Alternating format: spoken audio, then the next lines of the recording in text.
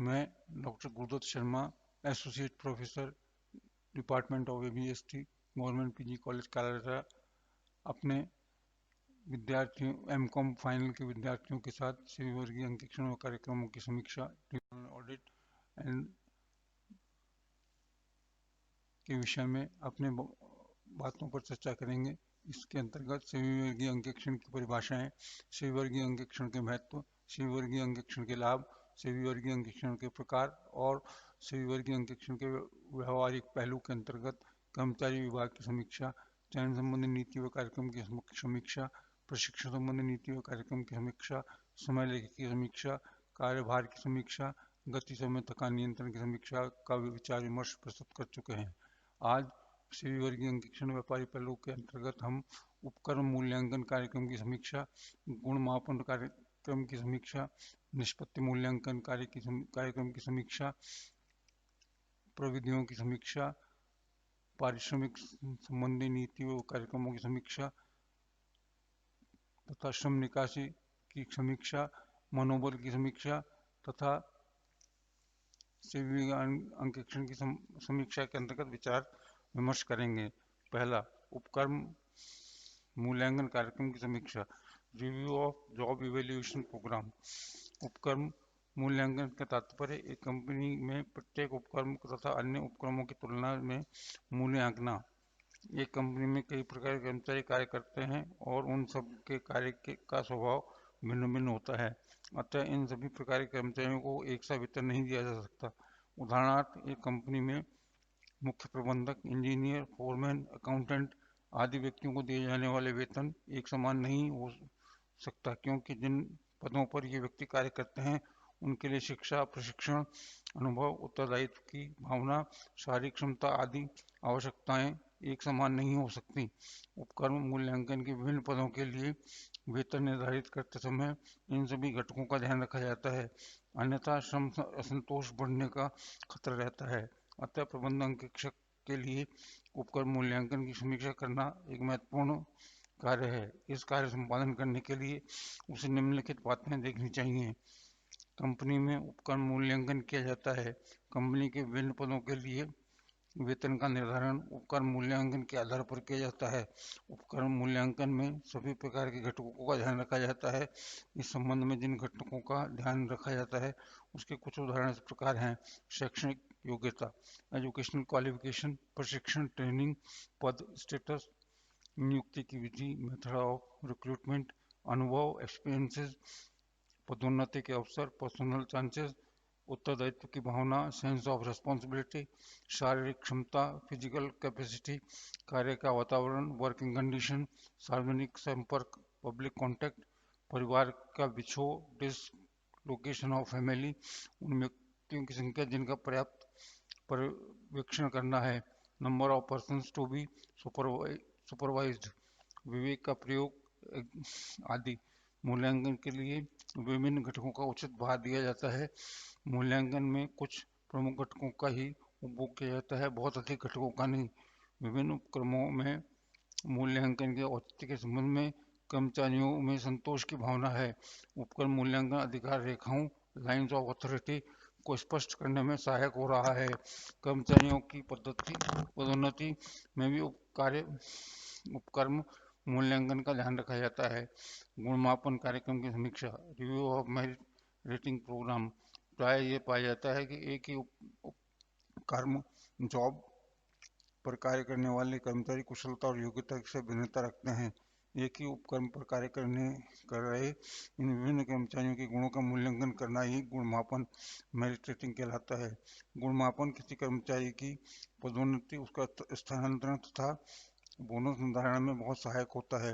अतः किसी भी संस्थान के गुणमापन कार्यक्रम के महत्व को नहीं भुलाया जा सकता। वस्तुतः श्रम संतोष की जड़ इसी कार्यक्रम में निहित रहती है, लेकिन इस कार्य का जितना अधिक महत्व है उतना निष्पादन उतना ही अधिक कठिन है, क्योंकि व्यक्तिगत गुणों की संख्या को नहीं मापा जा सकता।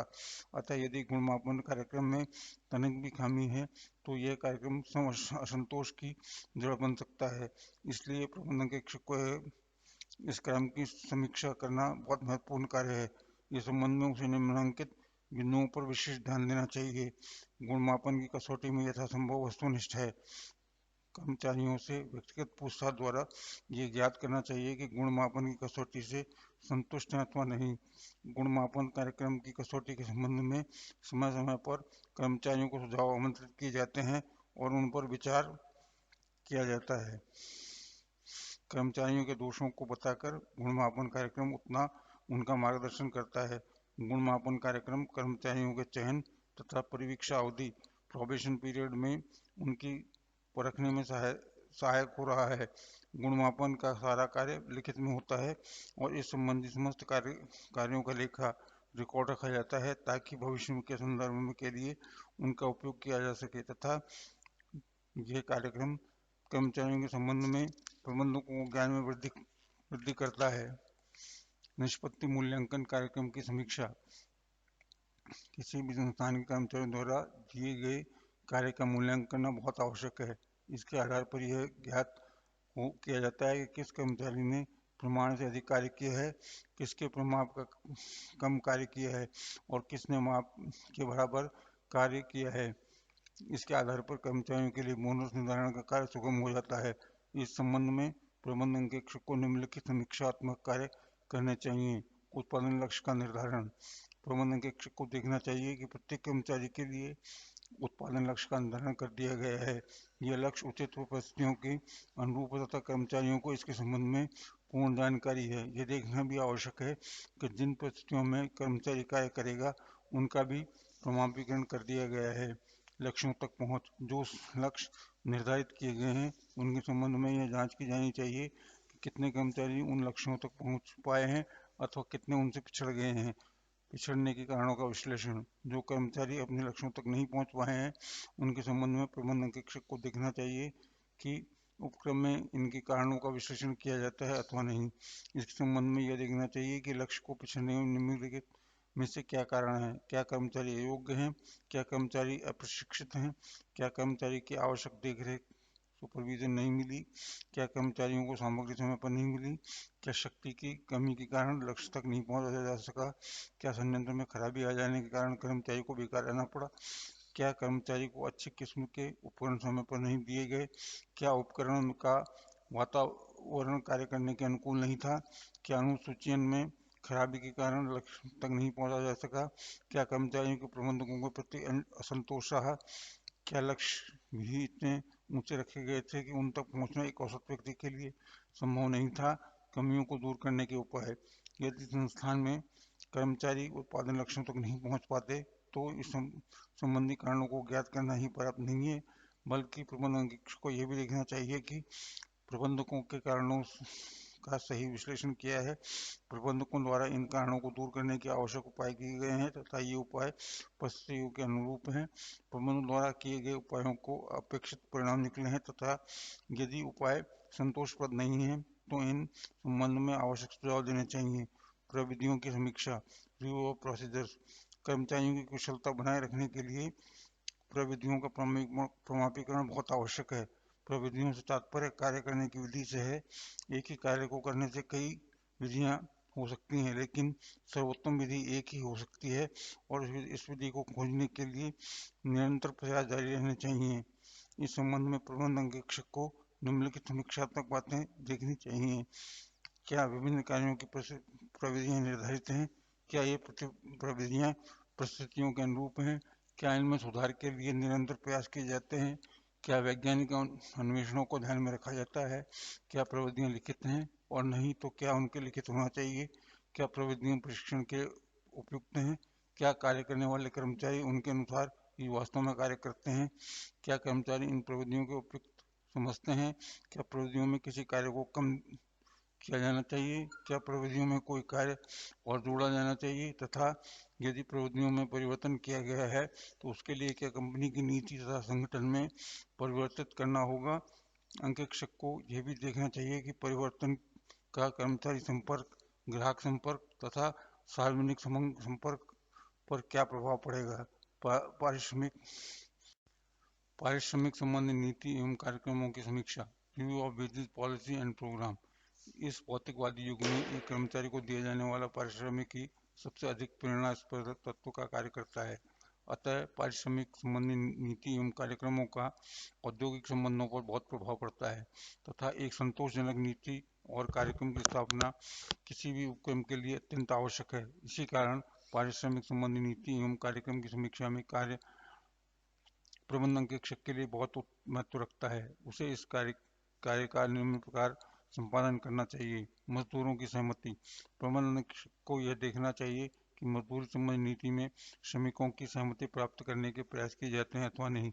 यदि यह नीति श्रमिकों की सहमति के बिना निर्धारित की जाती है तो उसमें असंतोष बढ़ेगा और औद्योगिक संबंधों में उनका बुरा प्रभाव पड़ेगा। अतः श्रम संगठनों की सहमति से ही पारिश्रमिक संबंधी नीति व कार्यक्रम अपनाए जाने चाहिए। न्यायपूर्ण।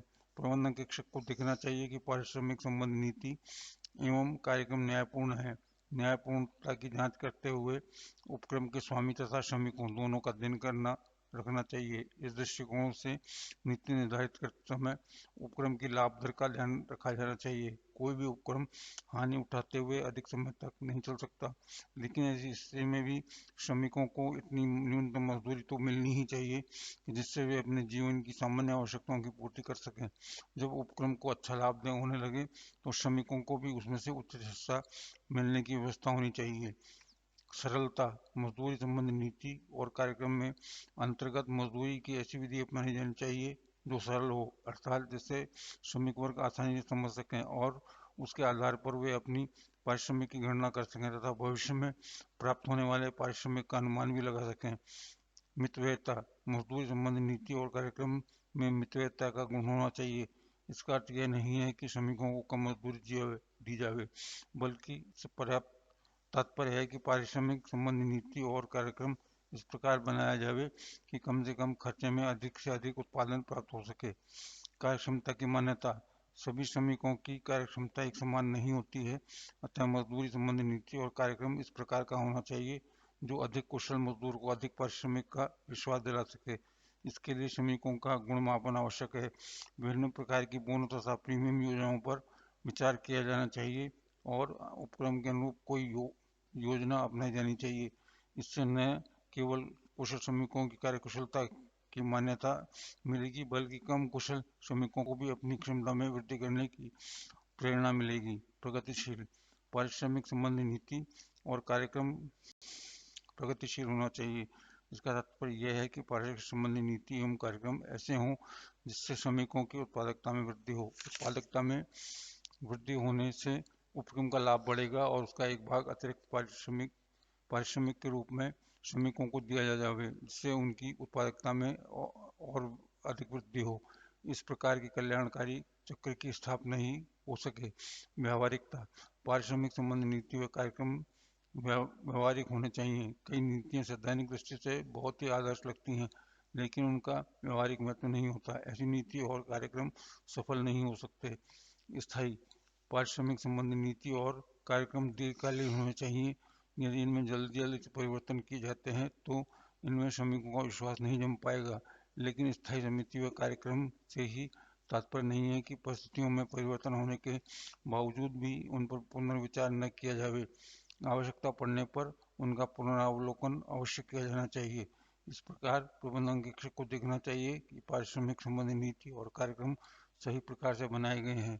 इनकी क्रियान्वयन की जांच करनी चाहिए और देखना चाहिए कि नीति और कार्यक्रम की योजना बनाते समय जो कल्पना की गई थी वह व्यवहार में साकार हो रही है अथवा नहीं। यदि नियोजन अथवा उसे क्रियान्वयन में कोई खामी नजर आवे तो अंक शिक्षक को उसे दूर करने के लिए आवश्यक सुझाव देने चाहिए। धन्यवाद।